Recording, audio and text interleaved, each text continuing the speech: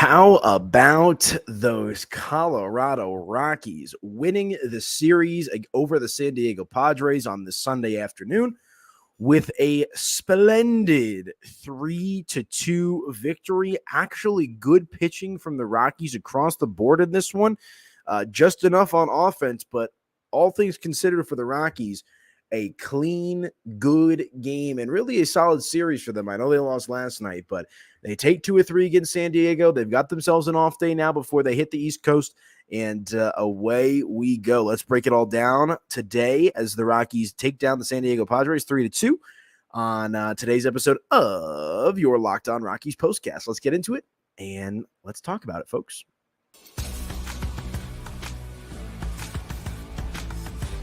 You are Locked On Rockies POSTCAST, powered by Mile High Sports, part of Locked On Sports Denver on the Locked On Podcast Network. Your team every day. It is your Locked On Rockies postcast. Hope everybody is doing well, staying cool out there on this Sunday, August the 18th. I can feel the heat from the outside radiating into my apartment right now. It is an absolute scorcher out there. So I know on top of just having to play, yet another baseball game, over 100 of them played this season already for the Rockies, the elements were in effect. Just one of those classic scorching hot summer afternoons. And the Rockies are able to emerge victorious from this ball game today. So you love to see that. And hopefully the Rockies can try to string together a couple of series victories here as they get ready to go on the East Coast. But I am your host, Aniello Piro. You can follow me on social media at Media by AP if your heart desires. This is your Locked On Rockies postcast, and make sure to subscribe to the brand new Locked On Sports Denver YouTube channel. This is show 1 of 2 for me today. Show number 2 coming up this evening is the Denver Broncos. Excuse me, still getting over this cough from COVID is going to be the death of me. I swear to God, especially when I work in the industry, in the business, in the field in which I do. So I apologize, guys, if my voice sounds a little raspy, a little horsey, and if I have to, or do a little coughing every now and again. I'm still working my way back from the sickness. But the Broncos tonight taking on the Green Bay Packers. So as soon as that game ends, I'll be back live right here on the same channel, Locked On Sports Denver. Probably right around, 9 o'clock-ish, I would say, tonight on this Sunday night. And we'll break down the Denver Broncos game against the Green Bay Packers. So if you want some Broncos conversation out there, if you're a member of Broncos Country, make sure to subscribe so that way you never miss an episode of what's coming out here on the channel. But this is the baseball show, so why don't we talk a little Major League Baseball today? The Rockies improving to 46-79 on the season. They're still obviously in the cellar. They're the cellar dwellers of that National League Western Division in 5th place there. And the San Diego Padres, who, as we mentioned on last night's postcast, have been surging here as of late for the last 3, 4, 5 weeks or so. The San Diego Padres have been one of the best teams in Major League Baseball. They're 70-55 on the season. And look, I know the Padre fan and the players in that dugout, or in that clubhouse rather, are probably kicking themselves for losing 2 or 3 against the Rockies. I hate to admit it, but I'm sure I know the fan bases. I don't know how much the players really think about this on a day-to-day basis, but as I mentioned a couple of weeks ago when the Mets were in town, right? Like my dad's a diehard New York Met fan, and one of the first things he told me is like, you can't lose 2 of 3 in Colorado. And, for a lot of these teams that are in that, playoff contention, not quite solidified, right? Not going to run away and win the division, not multiple games up in the wild card, whatever it might be, basically not the Dodgers is I guess what I'm alluding to, even though San Diego actually has a chance to catch the Dodgers in the division here. I know opposing fan bases look at the Rockies at this point in the season and say, we can't lose 2 or 3, and I'm sure a lot of fans are upset when they don't even sweep the Rockies, and so I think that's an instance of what we saw throughout the course of this series where the Rockies, you got to give them credit. We know that they've been, up and down throughout the course of the season, one of the more inconsistent teams in the National League. They do a good job of bouncing back from that tough loss last night and winning a close game. It feels like sometimes when the Rockies win, it's just because the other team just doesn't show up to play and the bats are working for the Rockies, whatever it might be, right? But sometimes it seems like it's as much about how the other team has performed as much about how the Rockies have performed, if that makes sense. And I don't know. I just love to see Colorado go out there today and take care of business in a clean fashion and win a classic 3-2 baseball game. You know, you don't always have to win by just outscoring or outslugging the other team when you're playing at Coors Field, which has seemed to kind of be the MO for the Rockies here in recent time. But today they, just a clean game across the board for Colorado. I do want to dive into the starting performance from Bradley Ballock here today on the mound for the Rockies. He was fantastic, but actually, no, let's do that. And then we'll give some lineup stats here in the second segment, give some thoughts about the lineup today, the overall game flow. But we had mentioned it last night. This was just the second start of the season for Mr. Bradley Ballock. I don't know if I'm saying that right. Blalock, Blalock, Blalock. That just seems like Ballock. I don't know. My apologies, my man. My guy Bradley. I apologize. But this was his second start of the season today against the San Diego Padres. We had mentioned it back on August the 12th. So he's kind of, on that 5-day schedule rotation, whatever it might be.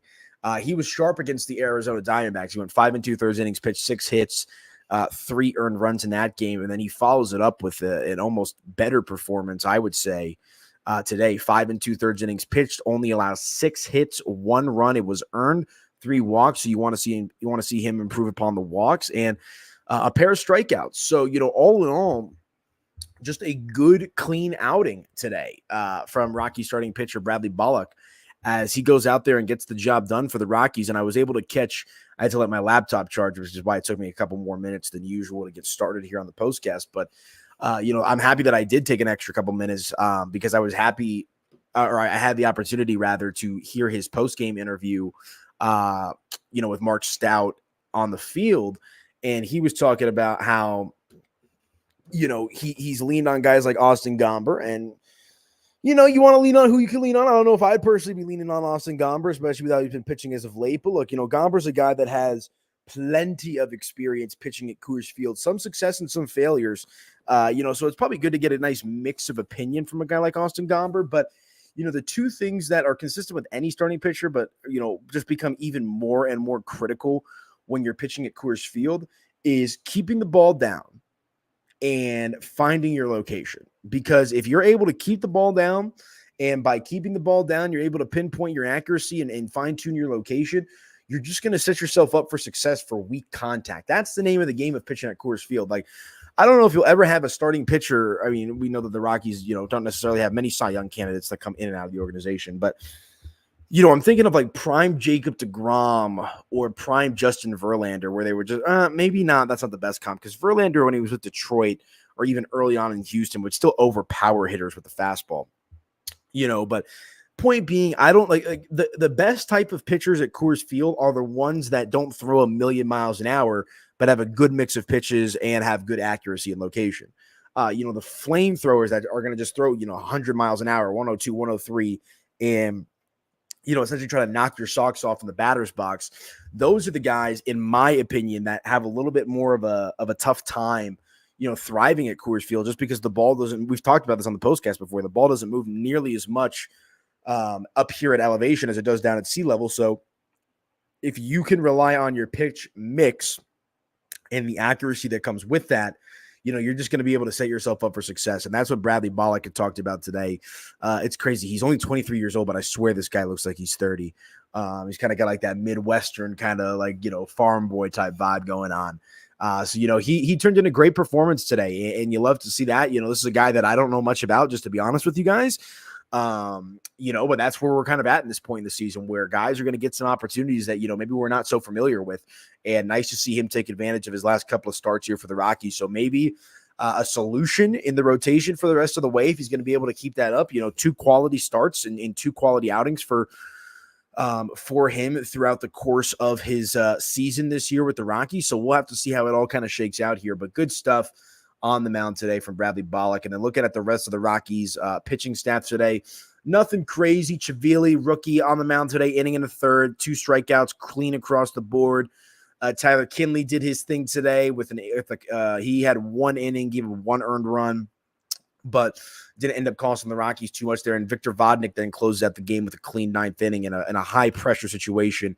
And Victor Vodnik, man, that's the one guy that I've identified. It's easy to identify him. I mean, Buddy Black, goes to him about as often as he possibly could, but he's the one guy that I think has some legs in this Rockies bullpen that I think can be a legitimate, piece of the puzzle here moving forward for Colorado. So nice to see Victor Vodnik come in there in the pressure cooker and take care of business. But all in all, a rare, good, clean day across the board for the most part for the Rockies starting rotation and the bullpen. So good pitching day for the Rockies in general. So you love to see that. But all right, let's hit a quick break. When we come back, we will continue along with the conversation right here on your Locked On Rockies postcast. Back in just a few minutes, folks.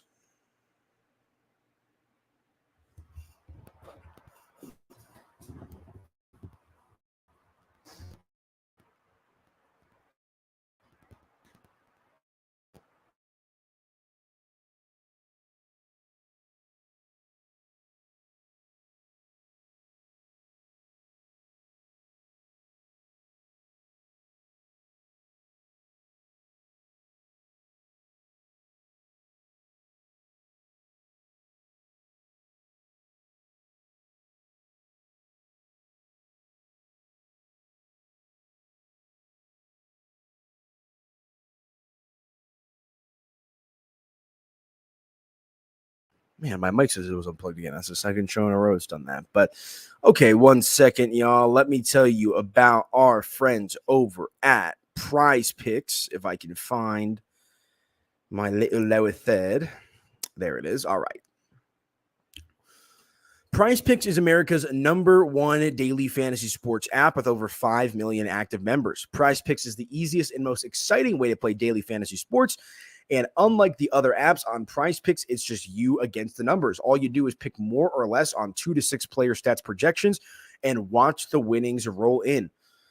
Get in on the daily action with your friends and become a part of the Prize Picks community today. And now you can win up to 100 times your money on Prize Picks with as little as 4 correct picks. You can turn $10 into $1,000. Sign up today and get $50 instantly when you play $5. You don't even need to win to receive the $50 bonus. It's guaranteed. One Caleb Williams passing yard will get you 1 win on Prize Picks every week in September. That's right. Only 1 yard gets you an automatic win every football weekend in September. 4 weeks of free W's. Don't miss this deal on Prize Picks because it's gone when September ends. Think Tyreek Hill will have more than 90.5 yards in week 1. Aaron Jones to run for more than 66.5 yards. Cook up your hot takes with your friends and win real money this football season when you and your crew run up your game on Prize Picks. Prize Picks is the best way to win real money this football season. Which players are going to go off, which ones aren't. Make your picks in less than 60 seconds and turn your sports opinions into real money all season long on Prize Picks. Preseason football is underway, but you can also pick more or less on 2024 season stats on Prize Picks. Will Patrick Mahomes throw for more or less than 4,300 yards? Will C.J. Stroud's sophomore season result in more or less than 4,100 yards? Enter your season picks before week 1 kicks off. Prize Picks is available in more than 30 states across the country, including California, Texas, and Georgia. And guys, there is just so many reasons to get in with the action over at Prize Picks. Download the Prize Picks app today and use code LOCKEDONMLB for a first deposit match of up to $100. That's code LOCKEDONMLB on Prize Picks for a first deposit match of up to $100. Prize Picks, run your game. Be sure to check out our friends over at Prize Picks and use code LOCKEDONMLB for a first deposit match of up to $100. Be sure to get in with our friends over at Prize Picks and let them know that Locked On Rockies sent you.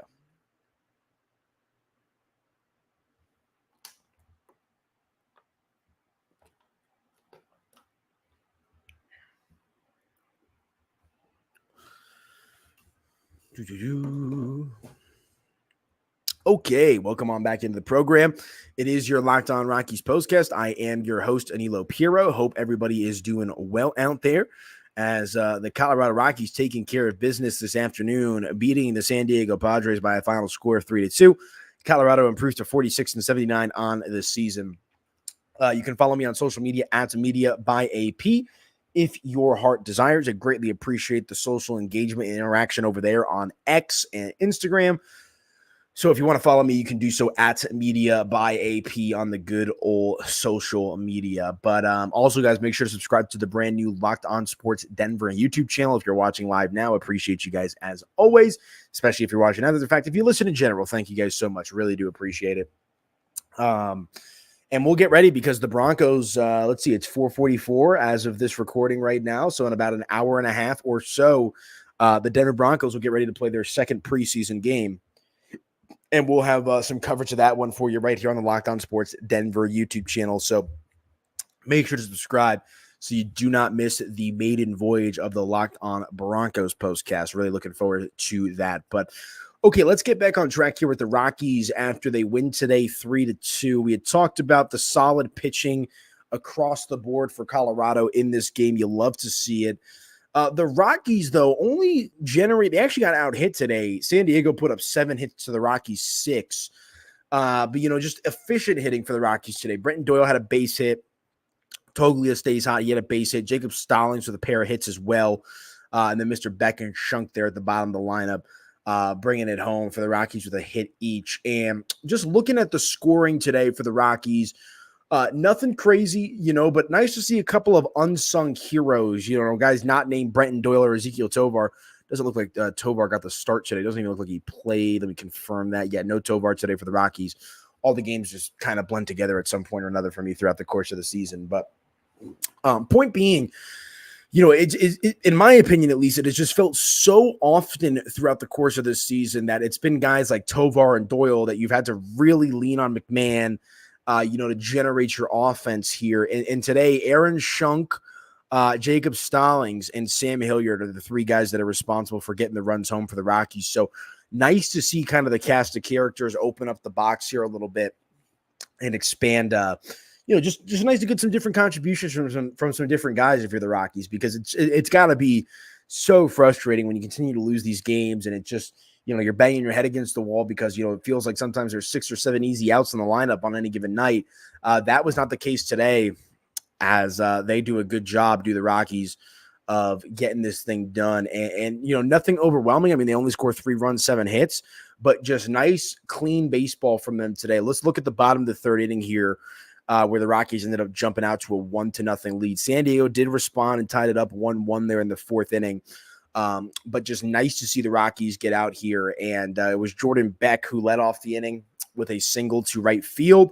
So that gave the Rockies a runner with no outs on. And then Aaron Shunk, only his 3rd double of the season, but he drives a line drive to left field. Their old pal Jerkson Profar, a former Rocky, and that brings around Mr. Jordan Beck to score. So that puts the Rockies up 1-0. So just textbook elementary baseball, see ball, hit ball, advance the runner, and good things will happen. Put the ball in play. And that's what we saw there from Mr. Alan Shunk there in the 3rd inning. So you'll love to see it. And then fast forwarding here to the bottom half of the 6th inning, where the Rockies end up scoring an additional 2 runs that proved to be the winning runs of the game. It's going to help when a guy like Brenton Doyle. So I guess, it's not like he didn't contribute at all today. He only hit a leadoff triple there in the bottom of the 6th inning. So it really helps when a guy like anybody, but a guy like Brenton Doyle, who's got some speed, is going to be able to hit one in the gap and, turn what probably is normally a double for guys 9 times out of 10 into a triple. So, that is going to certainly help the Rockies' cause here. Brenton Doyle leadoff triple there in the bottom of the 6th inning. From there, Ryan McMahon grounded out an intentional walk to Brian Hoeing. And then Jacob Stallings, the Rockies, I don't know what you want to call him now. He's not the back, I don't know, one of their catchers, right? He's going to split time with Drew Romo likely the rest of the way. He gets the job done. He hits a single to right field, and thanks to a fielding error from David Peralta, that is going to allow Brenton Doyle to score. So that breaks a tie at that point. It was 1-1 in the game, and Jacob Stallings is able to put the Rockies then up 2-1 from there. And then after a pitching change, Sam Hilliard brings home a necessary insurance run. He hits into a ground out, but ends up bringing around a runner to score in Michael Toglia, and the Rockies find themselves up 3-1. So you do like to see that. And then really not much cooking throughout the course of this game. Tyler Kinley gives him a solo shot to Manny Machado, who's been hot as of late, his 19th home run of the season there to lead off the top of the 8th inning. But really outside of that, not a whole lot cracking with the Rockies today. And that's the thing with a guy like Tyler Kinley there in the 8th inning, giving up that home run to Machado, is you never want to give up runs. But if you're going to give up a home run, you want to give them up when there's nobody on base or maybe one runner on base, right? And limit the damage. And I think that's what you saw in this game here today is Tyler Kinley kind of gets it out of his system, for lack of a better phrase, gets out there, gives up the home run, and then is able to lock in the rest of the way there. Gets Xander Bogaerts out, gets Jackson Merrill out, and then gets David Peralta to strike out swinging to end the inning. So nothing critical, no spillage, no boil over from the Rockies bullpen today, which I thought was fantastic. So a nice change of pace where we're kind of used to the Rockies, it seems like, kind of getting in their own way. That was not the case here today. So you love to see it. Good stuff from Colorado, good stuff from the lineup, good stuff from the pitching across the board. But all right, let's put a bow on the show. When we come back, we'll get out some final thoughts here. Off day for the Rockies tomorrow. So have a little general conversation, expand upon my Elias Diaz takes last night, continue along with some Rockies talk when we come back right here on the other side on your Locked On Rockies postcast. Stick with us, folks.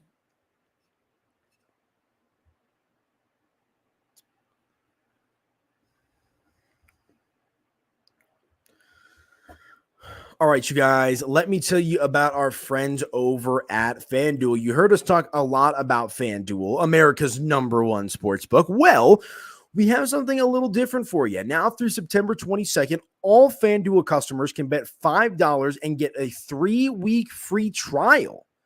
Wow, I'm learning this for the first time. Let me repeat that. All FanDuel customers can bet $5 and get a 3-week free trial of NFL Sunday Ticket from YouTube and YouTube TV. How about that, FanDuel? Well, you're going to want to be sure to get in on this. Then with a YouTube TV base plan, you'll be able to watch every regular season Sunday afternoon out-of-market game. All you need is a Google account and a current form of payment, and you can cancel every time. Just visit FanDuel.com/lockedon to download America's #1 sportsbook. All right, let me set the table here for you. All right, Sunday morning, right? 11 o'clock kickoff here in Colorado. I got my phone out. I just woke up. I went out, bet some college football yesterday, right? It's, call it 9:30. And I open up my fancy schmancy FanDuel app. I get my wagers down. I have some fun with it. And then I got my YouTube TV there as well with the NFL Sunday Ticket. So it sounds like a win-win to me. Be sure to check out our friends over at FanDuel. Check them out, FanDuel.com. Let them know that Locked On Rockies sent you. And good luck on all of your wagers this season. FanDuel, America's #1 sportsbook, folks. Be sure to check them out and let them know that Locked On Rockies sent you.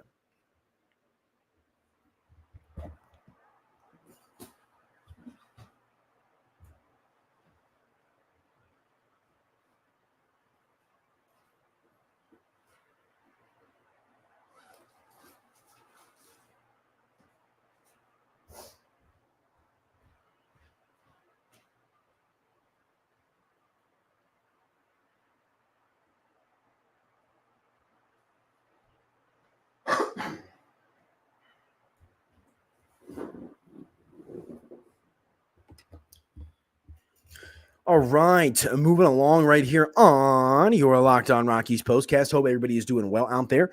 Make sure to follow me on social at Media by AP if your heart desires, and subscribe to the brand new Locked On Sports Denver YouTube channel as we're going to get ready to do the maiden voyage this afternoon, or this evening, rather, I should say, of the Locked On Broncos podcast. Hopefully we've got some good stuff to talk about with Bo Nix, Zach Wilson, Jarrett Stidham. Obviously, the quarterback competition rolls on, so looking forward to getting into some Denver Broncos conversation as well right here on your Locked On Sports Denver YouTube channel. So make sure to subscribe, guys. But you also don't want to miss an episode of the Locked On Rockies postcast. I know we've got a nice core group of some real hardcore listeners, so really appreciate you guys out there as well.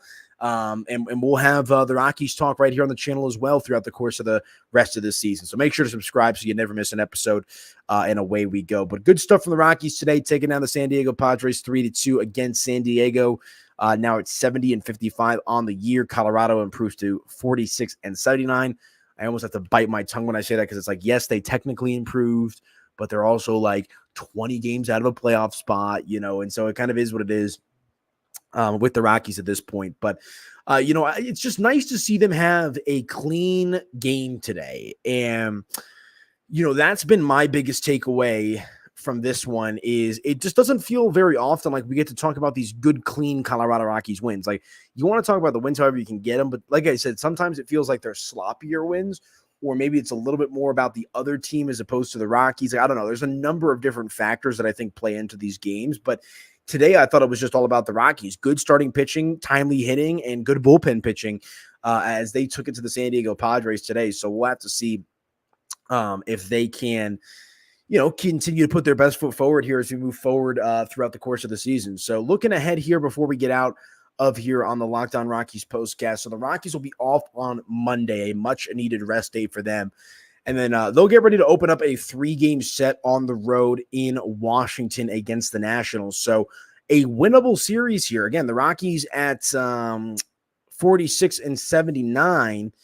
The Padres or the Nationals are a little bit better, but not too much better at 56-69. So I think the Rockies definitely have themselves a little bit of an opportunity here to come out and hopefully with their head on straight and hopefully make it a second consecutive series victory. This time it would be against the Washington Nationals. And looking at the pitching matchup on Tuesday, it will be Austin Gomber, the 30-year-old who is scheduled to pitch for the Rockies in this one. Let's take a look at his most recent starts. You mentioned that Gomber's taking on a little bit more of a mentorship role, it appears, in this Rockies clubhouse as of late. He's made a lot of starts this year as Austin Gomber, but his last time out, he was great after a pretty awful performance on the 8th of August against the Mets. He bounced back with a solid outing on the 13th of this month against the Arizona Diamondbacks. He went 6 innings pitched, 6 hits. 6 innings pitched, 6 hits, 2 runs, both of them earned. Only 1 walk and 4 strikeouts for Austin Gomber. So you want to see him hopefully string together another solid start. This one also comes on the road. So I think, he definitely benefits, Austin Gomber does, of kind of getting out of Colorado, getting out of Coors Field, pitching on some more neutral territory. So we'll see if Mr. Gomber can come out and do just that. And stop me if you've heard this before. We all know the key with a guy like Austin Gomber is getting out to a good start. His ERA in the first inning this season is like 11. It's in the double digits. I mean, Austin Gomber's first inning earned run average this season for the Rockies has been borderline. I mean, not even borderline. It is abysmal. The body of work for Austin Gomber has been a little bit better, but, he's got a 4.82 ERA. He's 3-8, 4.82, 89 strikeouts on the season for Austin Gomber. But if he's able to get out of that first inning relatively unscathed with some confidence, really, and I don't even want to say with confidence, just get out of the first inning, because it seems like a lot of his confidence, as the game goes on, stems from a pretty successful start to the game there in the first inning. So if Austin Gomber is going to be able to get out there and do some good stuff for the Rockies in the first inning of this game, hopefully that bridges the gap and kind of clears a pathway here for him to have a good start overall in this game. So we'll see Austin Gomber on the bump on Tuesday. It'll be DJ Herz on the mound for the Washington Nationals. The 23-year-old starting pitcher is 2-5 with a 4.25 ERA to pair with 68 strikeouts this season. Let's take a look here at his last time out. Came on the 14th of August. So it looks like Gomber's had a couple of extra days to prepare for, or at least an extra day to prepare for this one. And he dealed against a pretty darn good Baltimore Orioles team, did Herz. 6 innings pitched on the road in Baltimore. 6 innings pitched, 4 hits, 2 runs, both of them earned. Give a home run in that one, 2 walks to pair with 5 strikeouts. So, I don't know much about DJ Herz, but we're definitely going to find out on Tuesday as he opposes Austin Gomber on the mound. It's an early start time for that one. I wonder why. 4:45 Mountain Time. I'm not complaining about that whatsoever, because that means that's a 6:45. I guess, 15, 20 minutes earlier than they would normally probably start out there in Washington. But just a programming note there for this series we got a 4:45 local time here in Colorado on Tuesday, 4:45 again on Wednesday, and then an early one, 11:05 a.m. first pitch for the Rockies there on Thursday. In the final game of that series. So it'll be Austin Gomber against DJ Herz in game 1 on Tuesday. We'll see if the Rockies can get some much needed rest and continue to win some ball games here down the stretch of the season. Wouldn't that be fantastic? So that is going to do it for me today, though, folks. Really appreciate you guys tapping in with me and listening to the Locked On Rockies postcast. The Rockies win this game today by a final score of 3-2. They're at 46-79 on the season. So we'll see what the rest of the year has in store for Colorado, as they've got themselves a winnable series upcoming against the Washington Nationals coming up here beginning on Tuesday. So we'll see how that plays out. Be sure to follow me on social at Media by AP. If your heart desires, really do appreciate you guys. And make sure to subscribe to the brand new Locked On Sports Denver YouTube channel. That way you never miss an episode and you're able to keep up with what's going on with the Rockies. And tonight, as we make the maiden voyage of the Locked On Broncos postcast as they take on the Green Bay Packers. But that is it for me tonight, folks. Enjoy the rest of your Sunday evening. Rocks win 3-2. Good game. And we'll talk to you guys on Tuesday after they take on the Washington Nationals. Have a good Sunday, folks.